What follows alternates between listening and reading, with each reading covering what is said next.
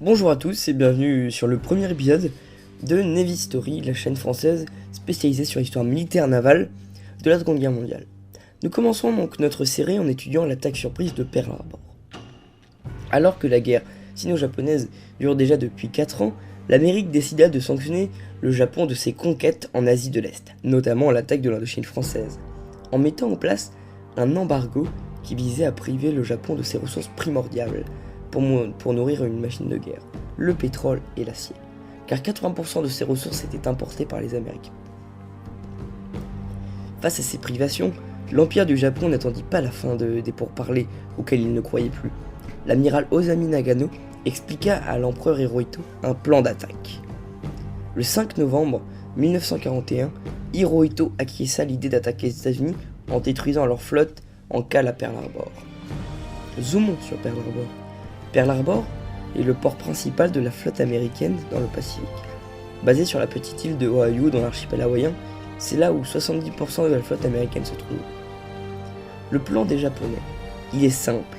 L'objectif est d'anéantir la flotte américaine afin de conquérir l'Asie du Sud-Est et de progresser plus facilement sur les îles du Pacifique, car ils pensaient débarquer en Californie, ce qui était stratégiquement impossible et inutile. Leur attaque est simple, elle est basée sur la bataille de Tarente, où la Royal Navy a coulé la moitié de la flotte italienne dans le port de Tarente. Nous y reviendrons dans une prochaine vidéo. La flotte combinée impériale était composée de 6 porte-avions, 2 cuirassés, 3 croiseurs, 9 destroyers et 5 sous-marins. La force était surtout composée de 441 avions. Les Japonais visaient les cuirassés qui étaient rangés par 2 sur la rive de l'île Ford. Détruire les cuirassés américains aurait procuré aux Japonais une supériorité non négligeable. Ils sont arrivés par le nord, il y a eu 2 vagues, chaque vague était composée des avions suivants. Ici, le Mitsubishi A6M0, avec une réputation connue de tous qui en dit long sur lui. Le Nakajima B5N Kate, bombardier torpilleur standard de la marine japonaise. L'Aichi D3A1, Val, bombardier en piqué standard, lui aussi de la marine japonaise. Mes chers curieux que tu es, patiente, car un Navy Story sur chaque unité de la Seconde Guerre mondiale arrive bientôt. La petite anecdote. L'USS Utah est un navire de classe Florida, converti en navire cible. Un navire cible est un navire d'entraînement utilisé pour entraîner les soldats à évacuer ou à effectuer des tirs. Un bateau école en gros. Donc, alors que Pearl Harbor est attaqué, cette tourelle était rasée. Du coup, les Japonais l'ont pris pour un porte-avions. L'aviation japonaise a concentré ses tirs sur lui. Son équipage, entraîné aux attaques, évacua sans panique. Ce qui montre bien la précipitation japonaise lors de l'attaque. L'impact le plus fort sur les marins américains fut l'attaque du cuirassé Arizona avec une bombe à ailettes modifiée. Celle-ci était prévue pour perforer la coque et exploser lorsque l'ailette arrête de tourner. Cette dernière tomba à l'avant du navire, pile poil dans la soute à munitions après avoir perforé la coque. L'explosion causa la perte de 1177 marins sur 1171. Comme vous le constatez, la moitié des morts de Pearl Harbor sont ceux de l'USS Arizona.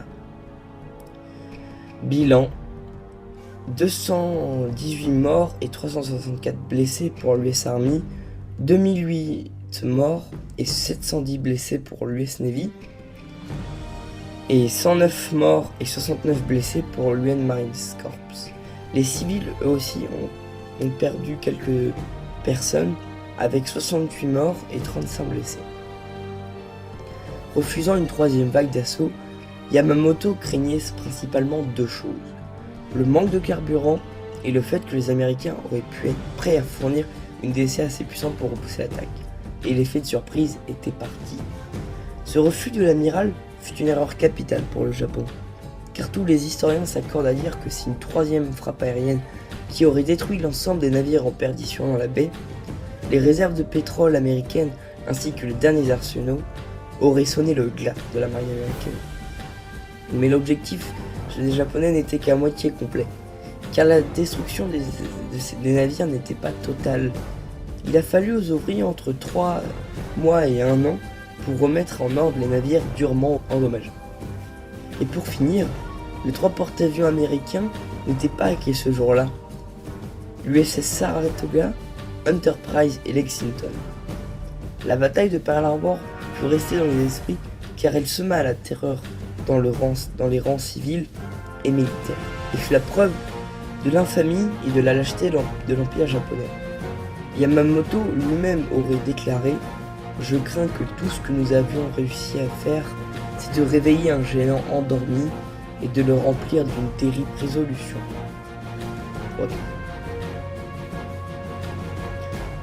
Voilà, merci à tous de m'avoir écouté. Ce fut une petite, vraiment très petite vidéo, car je ne voulais parler vraiment que de la bataille en elle-même.